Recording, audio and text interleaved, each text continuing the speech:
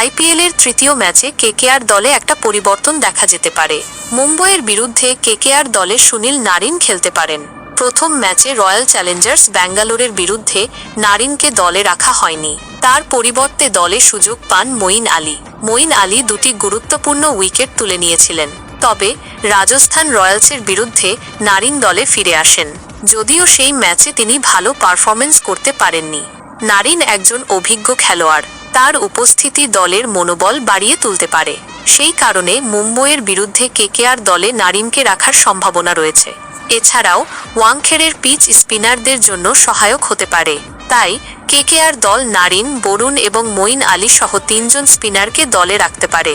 তবে কেকেআরের অধিনায়ক অজিঙ্কা রাহানে জানিয়েছেন যে ওয়াংখেড়ের পিচ ব্যাটার, পেসার এবং স্পিনার সকলের জন্যই সহায়ক হবে। তাই দল নির্বাচন করার সময় তিনি দলের ভারসাম্য বজায় রাখার চেষ্টা করবেন।